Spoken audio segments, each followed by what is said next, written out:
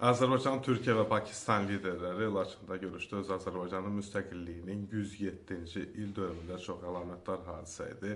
Bu görüşün ümumiyyətlə gələcək əməkdaşlıq və sair ümumiyyətlə qlobal layihələrin bir hissəsi, təkanverici fraqmenti olduğu düşünülür. Amma bəzi ekspertlər Hindistanın, Ermənistan-Hindistan ittifaqının, bəlkə də Fransada onlardan o Gorosda konsulluq açmaq istəyən ayın ikisində, iyunun ikisində açılmağa nəzərdə tutulub Fransada bu ittifaqın ümumiyyətlə Azərbaycan, Pakistan və Türkiyə ittifaqının elə də uğur qazanmağına istəmir, yəni mane olmağa çalışacaqlar. Söhbət Zəngəzur dəhlizi və digər layihələrdən gedir. Ən böyük qlobal layihə Pekindən Londona kimi uzanan bir yol, bir kəmər layihəsidir.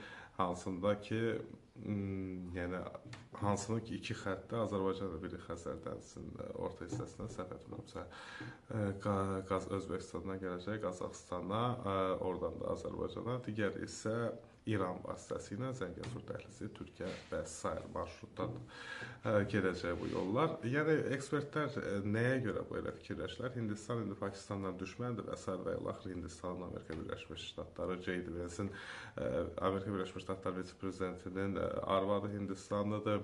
Amerika Hindistana dayıdaqlıq edir və sair və ilaxır bu söhbətləri qoyduq kənara. Avropada hardasa Hindistanı dəstəkləyir, neynəmir, Britaniyanın layihəsidir, Pakistan-Hindistan konflikti, Kəşmir, o söhbətləri qoyduq kənara. Burada ekspertlər həm də nəyə deyirlər, yəni İran da fikirləşirlər ki, Ermənistan tərəfdən olar və bu Zəngəzur layihəsi, dəhlizi elə də uğurlu, yəni iqtisadi proyektə çevrilməyə bilər, yəni biraz absurd fikirdir. Nəyə görə absurddur? Birincisi, bu ötən ay İran prezidenti Məsud Pezeşkiyanın Azərbaycan səfəri, Azərbaycanla qarşılıqlı müqavilələrin imzalanmağı və s. bütün bu şübhələrin üstündən xərc çəkir.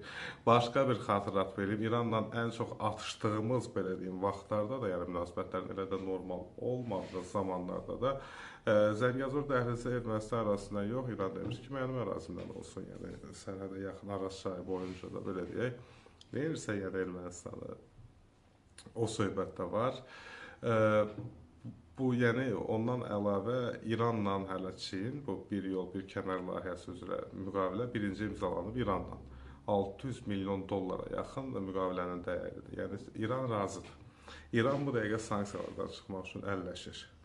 Yəni Amerika Birləşmiş Ştatları ilə nüvə danışıqları da bunun bir hissəsidir. Yəni deyir ki, gəl nüvə proqramı, artırılması proqramına nəzarət elə, amma sanksiyaları götür üstümüzdən.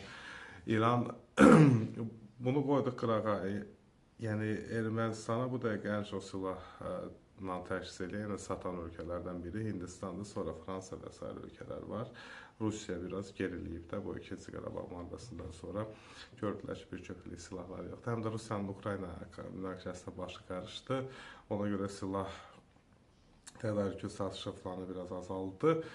Yəni bu Rusiyanın planı qoyduq bura bir qırağa. Paşinyan son çıxışlarının birində elə son İrəvan dialoqu son indi bugün olub. Onların müstəqillik günü idi, onunla bağlı danışıb, onu qoydu qırağa.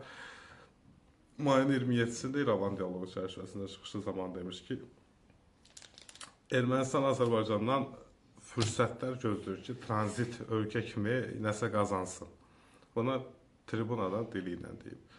Yəni Zəngəzur dəhlizinin adı ilə deməsə də deyib ki, bu kəsişmə ümumiyyətlə Ermənistanın gələcəyi üçün böyük inkişaf əldə edir, qazanc, Türkiyə ilə Azərbaycanın sərhədlərinin açılmağı, yəni böyük uğur sıçrayışda Ermənistan iqtisadiyyatı üçün belə şeylər deyib. Yəni Ermənistan niyə mane olmaq istəsin Makron barmağı ilə? Makrona uzaq başlı Bridgetdən xahiş eləyərik, bir dənə şillə vurar, onu sakitləşdirər.